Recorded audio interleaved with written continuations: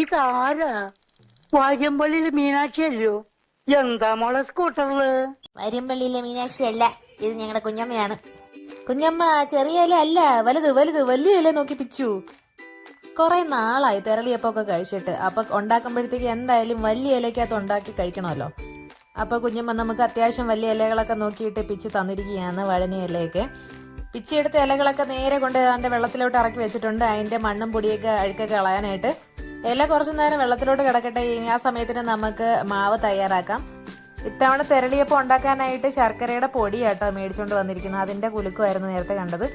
മാവിന് ഞാൻ എടുത്തിരിക്കുന്നത് 1 കപ്പ് അരിപ്പൊടിയും 1 കപ്പ് ആട്ടയും കൂടെ ചേർത്തിട്ടാണ്. മാവിലോട്ട് നമുക്ക് 2 കഷ്ണം ഏലക്ക പൊടിച്ചതും പിന്നെ 1 നുള്ളു ഉപ്പും പിന്നെ നമ്മുടെ ശർക്കര പൊടിയും കൂടെ ചേർത്തിട്ട് നല്ലതുപോലെ ഒന്ന് കുഴച്ചു കൊടുക്കാമേ. പിന്നെ ഞാൻ ഇവിടെ ചെറിയ 2 പഴവും കൂടെ ചേർത്ത് കൊടുക്കുന്നുണ്ട്. അതും കുനുകുന ഇങ്ങനെ അരിഞ്ഞ് ചേർത്ത് കൊടുക്കുന്നുണ്ട്.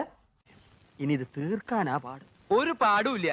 ദേ ഈ പഴവും കൂട്ടി ഒരു പിടി പിടിച്ച ഈ സാധനം ഇപ്പൊ തീരും. അതെ, ഇപ്പൊ തന്നെ തീർക്കണമല്ലോ നമുക്ക് തിന്ന്. ഇനി നമുക്ക് ഇതിനകത്ത് ചേർത്ത് കൊടുക്കാനുള്ളത് തേങ്ങയാണ്. തേങ്ങ ഒരു 1/2 കപ്പ് ചെറുതായിട്ട് തിരുമ്മിയെടുത്തത് ചേർത്ത് കൊടുക്കുന്നുണ്ട്. പിന്നെ അവിടെ ഇവിടെയും കടിക്കാനായിട്ട് തേങ്ങ ഇങ്ങനെ പൂളി എടുത്തിട്ട് ചെറുതായിട്ട് കട്ട് ചെയ്ത് കൊടുക്കുന്നതും ഉണ്ട്.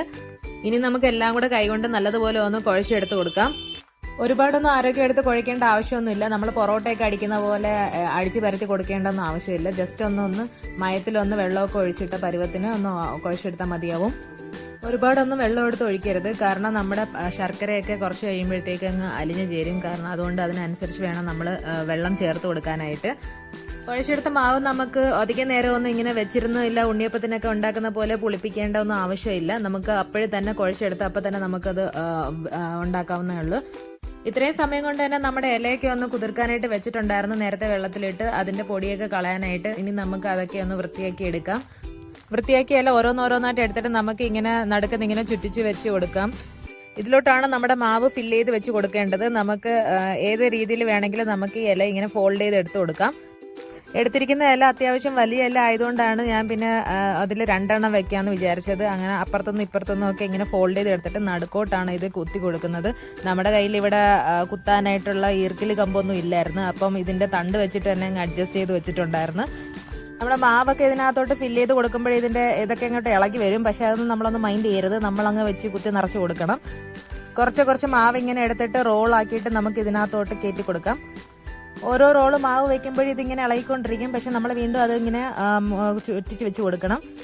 അത്യാവശ്യം കുറച്ച് ക്ഷമയൊക്കെ വേണം ഇതൊക്കെ ഉണ്ടാക്കാനായിട്ട്. പിന്നെ ഉണ്ടായി കഴിഞ്ഞാൽ നമുക്ക് പറയുന്നതിന് മുമ്പ് അടിച്ചു വിടാമല്ലോ. വല്ലപ്പോഴും കൂടിയല്ലേ നമുക്ക് ഇങ്ങനെ ഉണ്ടാക്കാനായിട്ടുള്ള ഇത് കിട്ടുന്നത്. രണ്ടാമത്തെ റോള് വെച്ച് ഫോൾഡ് ചെയ്ത് വെച്ചിട്ടുണ്ട്. ഇനി നമുക്ക് അപ്പുറത്തിനകത്തോട്ട് രണ്ടാമത്തെ ഇതും കൂടെ ഫോൾഡ് ചെയ്ത് വെച്ച് കൊടുക്കാം.